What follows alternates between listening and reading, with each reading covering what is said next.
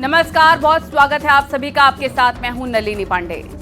नमस्कार, मैं हूं आपके साथ में मनदीप। आज बात होगी ऑपरेशन सिंदूर की, जिसमें सबसे पहले बात करेंगे भारत के बदले की, जिसके बाद से पाकिस्तान के हर तरफ खौफ दिखाई दे रहा है। उसके बाद बात करेंगे पीएम मोदी के उस ऐलान की जिसे सेना ने पूरा कर दिया है, आतंकवादियों को उनके घर में घुसकर मारा है। और फिर आपको बताएंगे ऑपरेशन सिंदूर की कैसे हर ओर तारीफ हो रही है और विपक्ष के नेताओं ने क्या कहा वो भी आपको सुनाएंगे। साथ ही आपको बताएंगे पूरे देश के साथ यूपी में भी मॉक ड्रिल की गई है। हर जिले में लोगों को युद्ध जैसे हालातों से निपटने के लिए ट्रेन किया गया है। अब आपको खबरें दिखाते हैं विस्तार से।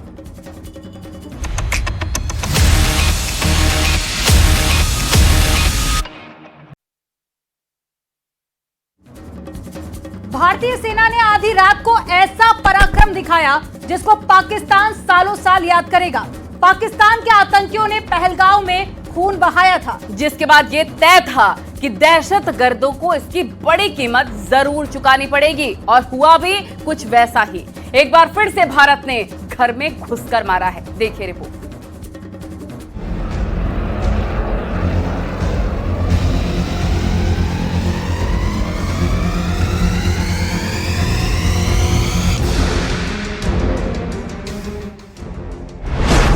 सेना का जोरदार हमला, आतंकिस्तान मिट्टी में मिला।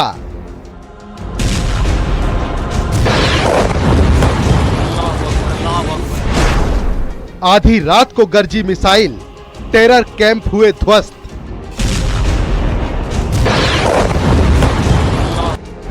पच्चीस मिनट में 9 आतंकी अड्डे मटियामेट।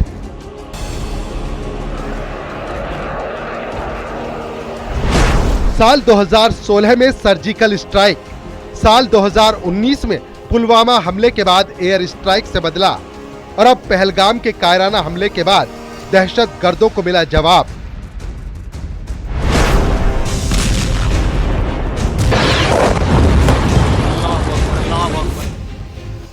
आधी रात को सेना के ज्वाइंट ऑपरेशन से पूरा पाकिस्तान कांप उठा।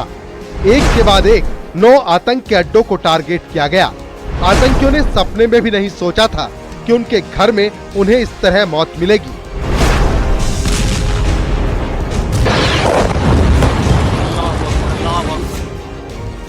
पच्चीस मिनट में सेना ने ऑपरेशन सिंदूर को पूरा किया। इनमें जैश ए मोहम्मद के 4, लश्कर ए तैयबा के 3 और हिजबुल मुजाहिदीन के 2 ठिकाने शामिल हैं। सबसे पहले भारतीय वायुसेना ने मुजफ्फराबाद में लश्कर के सवाई नाला ट्रेनिंग सेंटर पर मिसाइल दागी, जो एलओसी से 13 किलोमीटर दूर है। ये लश्कर ए तैयबा का ट्रेनिंग सेंटर था। यहाँ से सोनमर्ग, गुलमर्ग और पहलगाम में हमले की ट्रेनिंग दी गई थी। पीओके में सैयदना बिलाल कैंप पर अटैक किया गया। ये जैश ए मोहम्मद के अहम ठिकानों में से एक था। सबसे पहले सवाई नाला कैंप मुजफ्फराबाद, जो कि पीओजेके के लाइन ऑफ कंट्रोल से 30 किलोमीटर दूर है। यह एक लश्कर ए तैयबा का ट्रेनिंग सेंटर था।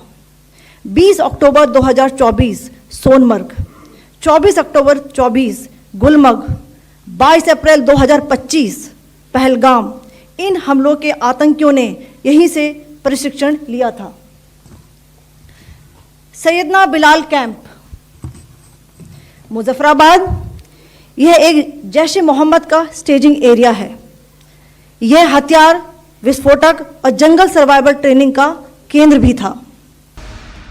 गुलपुर के आतंकी ठिकाने पर मिसाइल बरसी तो दहशतगर्दों को उनकी मौत सामने दिख गई। गुलपुर लाइन ऑफ कंट्रोल से 30 किलोमीटर की दूरी पर है।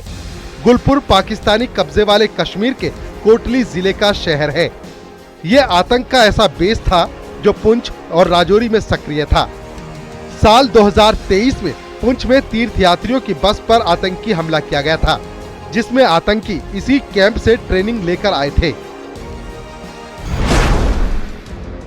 पंजाब प्रांत के बहवालपुर में भारत के मोस्ट वांटेड आतंकवादी अजहर मसूद ने हिंदुस्तान में काफी खून बहाया है। बहावलपुर जैश ए मोहम्मद का हेडक्वार्टर है। यहीं से पुलवामा हमले की साजिश रची गई थी। मरकज सुभान अल्लाह भावलपुर ये इंटरनेशनल बाउंड्री से 100 किलोमीटर दूर है। जैश ए मोहम्मद का मुख्यालय था। यहां पर रिक्रूटमेंट, ट्रेनिंग व इंडोक्ट्रिनेशन का केंद्र भी था। शीर्ष आतंकी अक्सर यहां आते थे। मैं आप सबको बताना चाहती हूं कि किसी भी सैन्य ठिकाने का निशाना नहीं बनाया गया और अभी तक किसी तरह की नागरिक क्षति की रिपोर्ट नहीं है। सेना ने मुरीदके में लश्कर-ए-तैयबा के हेडक्वार्टर को निशाना बनाया। ये भारतीय सीमा से 30 किलोमीटर की दूरी पर है। यहाँ से 26/11 में मुंबई में आतंकी हमला करवाया गया था। राजौरी के सामने बरनाला कैंप पर कार्रवाई की गई। ये एलओसी से 10 किलोमीटर की दूरी पर है। भिंबर में आतंकवादी गतिविधियों से जुड़ा हुआ था। सरजाल तेहरा कला में जैश ए मोहम्मद का मुख्य लॉन्चिंग पैड था। यहां से आतंकी भारत में घुसपैठ करते थे, जिसे भारतीय सेना ने मटिया मेट कर दिया।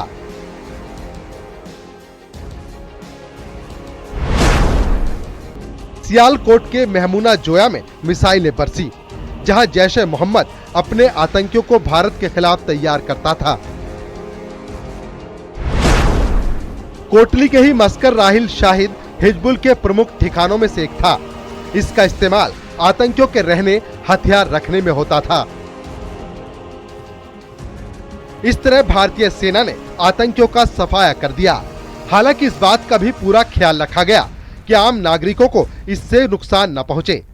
भारत के हमले के बाद पाकिस्तान में हर तरफ खौफ दिखाई दे रहा है। Bureau report, news 18।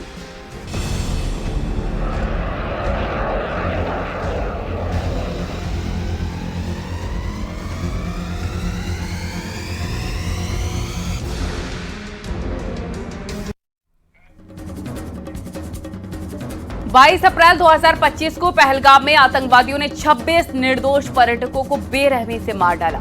इस घटना के बाद देश का दिल दहल गया, आक्रोश की आग भड़क उठी। हर हिंदुस्तानी के मन में एक ही सवाल था, बदला कब? और फिर भारत ने जवाब दिया, कल्पना से परे। चुन चुनकर ऑपरेशन सिंदूर ने आतंकी कमर तोड़ दी है और प्रधानमंत्री मोदी ने जो कहा वो करके दिखाया। आपको रिपोर्ट दिखाते हैं। अब आतंकियों की बची खुची जमीन को भी मिट्टी में मिलाने का समय आ गया है।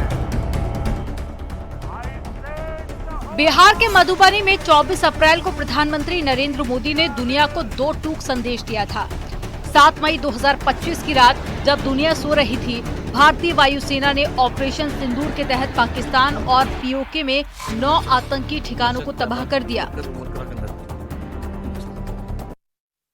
अब आतंकियों की बची खुची जमीन को भी मिट्टी में मिलाने का समय आ गया है। बहावलपुर, मुरीदके, मुजफ्फराबाद और साथ ही कोटली जैसे आतंकी अड्डों पर सटीक कार्रवाई की गई और सटीक हमले हुए। जैश ए मोहम्मद और लश्कर-ए-तैयबा के सरगनाओं को निशाना बनाया गया। खबर है कि 90 से ज्यादा आतंकी ढेर हुए। ये सिर्फ बदला नहीं, भारत की आत्मा की पुकार थी। ये पहली बार नहीं हुआ था। 2016 में उरी हमले में 19 जवानों की शहादत के बाद भारत ने नियंत्रण रेखा पार कर सर्जिकल स्ट्राइक की। 2019 में पुलवामा में 40 जवानों की जान लेने वाले आतंकियों को बालाकोट एयर स्ट्राइक में